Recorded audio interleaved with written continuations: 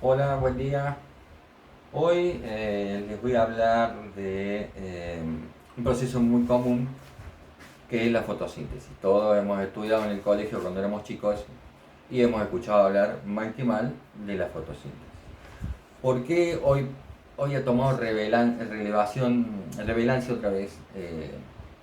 Ha sido relevante, perdón, nuevamente.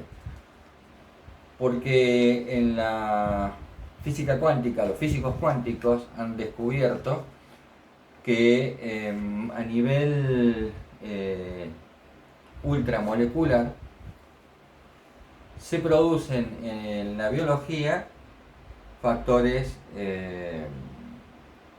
cuánticos. Entonces, hoy están diciendo que la fotosíntesis funciona ya directamente, la consideran como que funciona de manera cuántica. Científicos en el Instituto de Ciencias Fotónicas de Cataluña, en España, y de la Universidad de Glasgow han analizado paso a paso todo el proceso fotosintético de las plantas y de las bacterias y cianobacterias y han descubierto y determinado que el 95% transforman la luz que viene del sol o la luz artificial en energía química. Esto se produce en las plantas, en todas las partes verdes, ¿sí? Las hojas, algunos tallos, brotes nuevos. Entonces, son avances importantes. Lo que tenemos acá es este proceso descrito desde la física cuántica, ¿sí? Lo primero que se ha descubierto a través de un proceso de investigación especial que se hizo en 2007, que se inició el experimento en el cero absoluto, porque la mecánica cuántica trabaja a ese nivel, y se sorprendieron al ver que por arriba del cero absoluto los organismos vivos llevaban a cabo procesos fotosintéticos a temperaturas ambiente. Por ejemplo, esto quiere decir que una planta, acelga, lechuga, espinaca, eh, se lleva a cabo la fotosíntesis con mecanismos cuánticos. Específicamente se refiere a que la luz del sol, en este caso pongamos el sol, que está compuesta por partículas. Una de ellas se denomina fotón. El fotón incide en la superficie de la hoja de una planta o una lechuga, espinaca, acelga y busca, ingresa a la hoja y aleatoriamente impacta en un electrón de la molécula de magnesio. Ese electrón sale disparado de su órbita, el lugar que ocupa queda vacío, queda un vacío, sale disparado y es tomado por lo que se llama cadena transportadora de electrones y es llevado pasando la membrana de los tilacoides a un proceso de producción de energía química. O sea, la primera fase del proceso es el fotón que impacta en ese electrón, que lo hace en forma aleatoria. Convengamos que en un fotosistema se considera que aproximadamente tiene 200 moléculas de magnesio, ¿sí? El magnesio tiene 8 electrones. Bien. Entonces, gráficamente se representa. Este es un fotón que viene de la luz del sol. Cuando impacta a un electrón, el fotón sigue su curso aleatorio con menor energía. El electrón que sale disparado, expulsado de su órbita, de la molécula de magnesio, también sale con una dirección errática, porque no es que sale hacia un lugar específico, dentro de la hoja, dentro del orgánulo del tilacoide. Sale en un ángulo determinado. Entonces tiene un ángulo y otro ángulo. Uno lo forma el fotón que sale con menor energía, porque ha cedido parte de su energía al chocar con un electrón, al impactarlo, y el otro es formado por el electrón que sale disparado por el impacto del fotón. Entonces tiene un ángulo acá y otro ángulo. Esos ángulos sirven para calcular lo que es la energía del fotón dispersado y la energía cinética del electrón. Que eso sirve para hacer una serie de cálculos matemáticos dentro de la física cuántica que nos dan lo que es la energía del fotón propiamente dicha, normalizada, ¿sí? Entonces, acá he dibujado una pequeña molécula de magnesio, que la misma se localiza en la membrana de los tilacoides. Bien, los tilacoides son estos que están acá. Son como granas apiladas unas con otras, puede haber 3, 2, y están interconectadas. Están en la membrana de lo que es el estoma. Los estomas son, por si alguien no los conoce, aproximadamente algo así. En este caso, este estaría abierto, ¿sí? Entonces, los tilacoides se encuentran ubicados en la membrana internamente dentro de lo que es el estoma. El estoma es como aquí es como un agujero, que en ese caso está abierto porque digamos que en esta fase, en esta parte está en la fase oscura, que es en la que libera dióxido de carbono. Perdón, absorbe dióxido de carbono. La fase diurna están cerrados, y ahí es cuando muchas veces los biólogos decimos, o los ingenieros agrónomos, o la gente que se dedica a lo que es la producción de alimentos, de plantas ornamentales, bosques, que de pronto una planta tiene estrés hídrico. Cuando tiene estrés hídrico, la planta comienza a sudar, el estómago se abre y libera agua y deja de producir oxígeno, O2, que es una parte del que nosotros respiramos, una parte. En realidad, en la Tierra hay un bosque oculto que es el verdadero productor de oxígeno, por eso es tan importante, que son las cianobacterias que se encuentran en los mares, en los ríos, en los lagos. Y mientras que existe un equilibrio biológico en un ecosistema, o sea, no se produce lo que se llama un bloom, que crece una especie sobre otra y ya sea le quita recursos a la otra o directamente se la come. Depende, porque puede ser zooplancton, que se alimenta de fitoplancton. También depende de la contaminación, del pH, de la cantidad de sal que tiene. Depende de una serie de cosas para tener un ecosistema óptimo, que funcione bien. Las cianobacterias son productoras de oxígeno. Se encuentran entre hasta los 15 metros de profundidad aproximadamente, que es donde entra mejor la luz, donde hay más luz solar. Y son, como les decía recién, los principales productores de oxígeno del mundo. No son los bosques. Ese es un concepto que ya está analizado y se ha estudiado. Lo importante son los mares, ríos, lagos, pequeñas cuencas de agua. Todas tienen cianobacterias fotosintéticas. Y las cianobacterias también producen, como les dije al principio, la fotosíntesis a través de este mecanismo cuántico.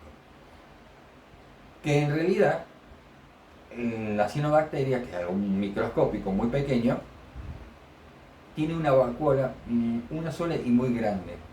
que es la diferencia entre los sistemas vegetales, árboles, plantas, verduras verdes, con las cianobacterias. Las plantas tienen cloroplastos hasta 200 aproximadamente cloroplastos en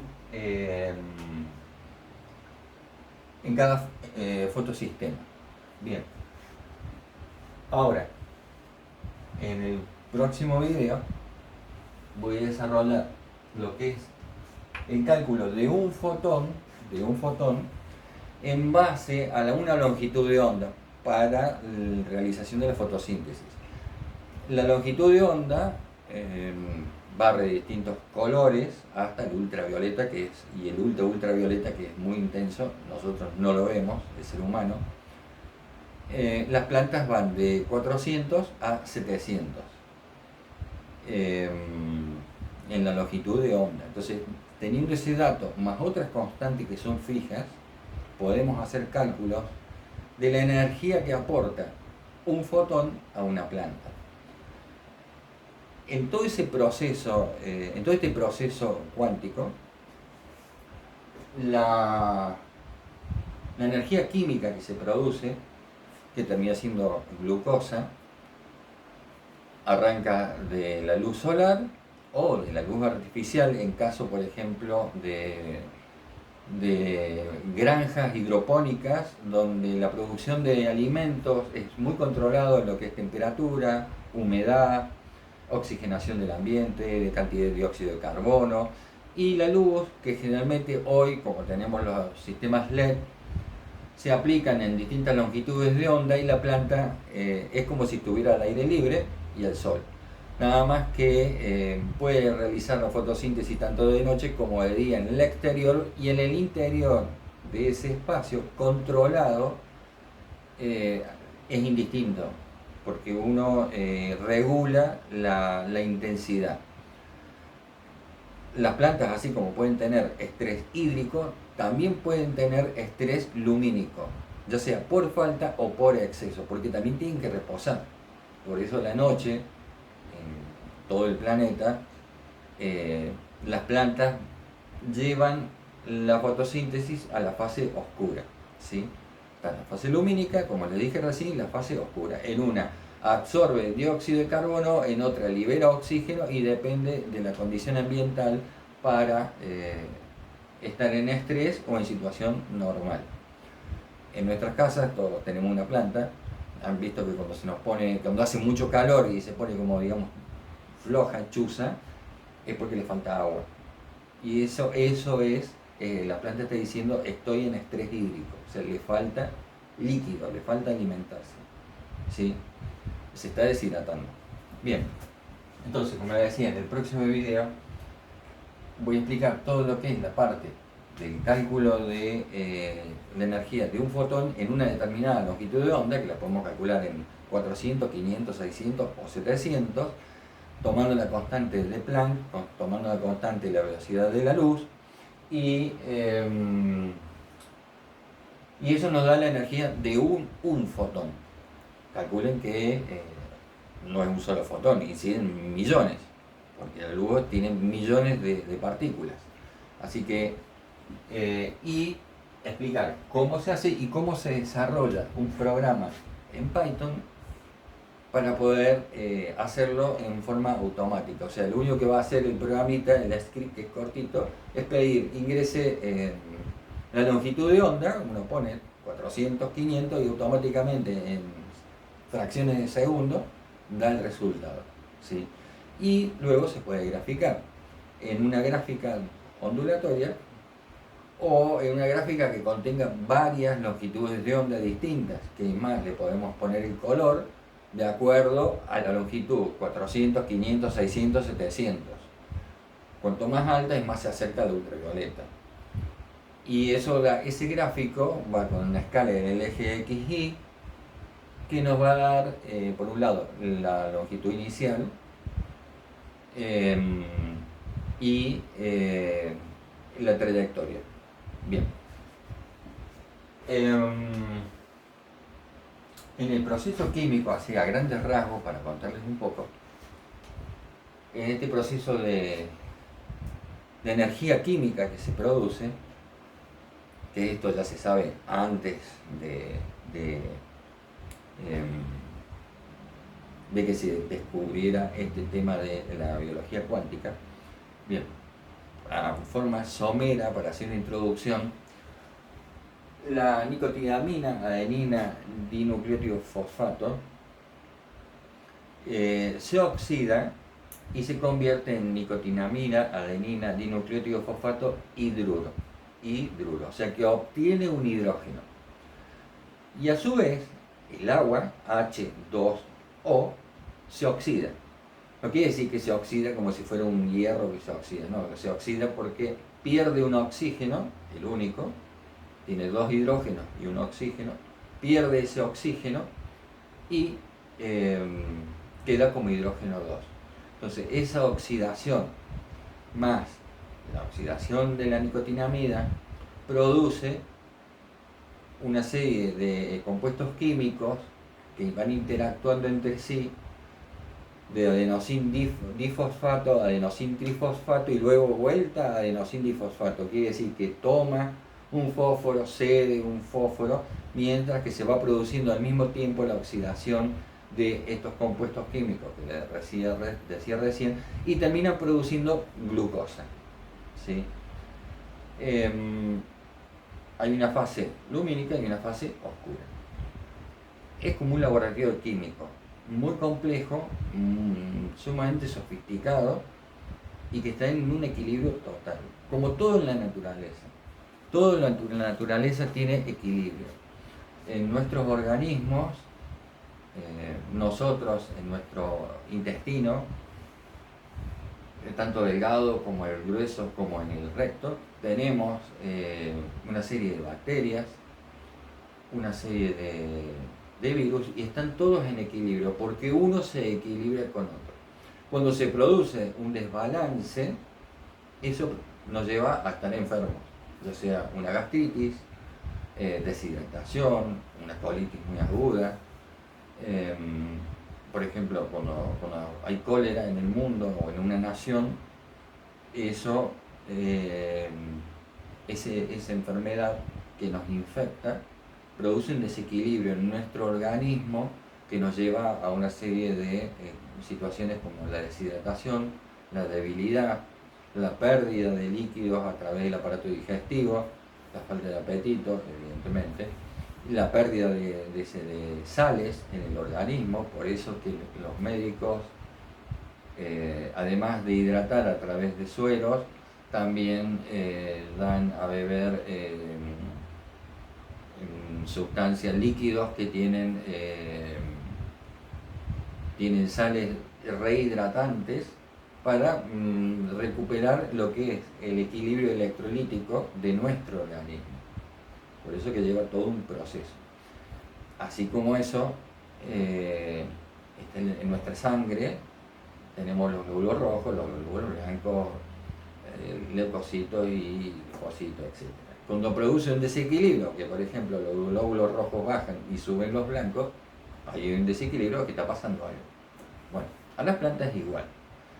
Todos los seres vivos tienen un determinado equilibrio. Es como decir que en la entropía en que vivimos, o sea, en el caos que vivimos, hay una entalpía. La entalpía es un orden. En el caos hay un orden. Está todo equilibrado. Y ese equilibrio es fundamental en todos los órdenes de la vida. A estos equilibrios y a estos fenómenos, la ciencia los está descubriendo por los avances tecnológicos y van dando pasos lentamente y van avanzando. Y van comprendiendo situaciones que se creían de una forma y que no son, sino que son de otra. Por ejemplo, lo de la mecánica cuántica, que trabaja por debajo del cero absoluto, y se han sorprendido al darse cuenta que se producen fenómenos cuánticos en temperaturas como la del cuerpo humano o de seres vivos en el planeta. Hay un fenómeno que se ha descubierto que es extraordinario, que es el llamado efecto túnel, que ese ya hablaremos en otro video, y se produce a nivel de nuestro ADN. Y es lo que se cree que estaría produciendo las mutaciones en nuestro ADN a través de genes específicos. Lo cual es muy importante porque de pronto se está avanzando en el campo de la biología molecular para poder corregir determinadas fallas en la replicación del ADN. Bueno, esto es a modo introductorio, son varios temas dentro de uno. El que me interesaba sobre todo es el avance científico en lo que es la fotosíntesis a nivel cuántico, lo cual es muy importante porque ya no estamos hablando ni de lo que sucede en el Sol a nivel cuántico, ni lo que sucede en un acelerador de partículas cuando chocan dos partículas y que generan un microuniverso. Estamos hablando ya de cosas que manejamos todos los días, todos, y que es, al que se dedica a la investigación le resulta muy importante, y al que la persona en general le resulta interesante, por ejemplo, saber que cuando se come una ensalada de lechuga con tomate, está comiendo un proceso biológico microscópico extraordinario, increíble. Bueno, espero que haya sido lo más claro posible. Traté de usar un lenguaje común y que se entienda. Muchísimas gracias.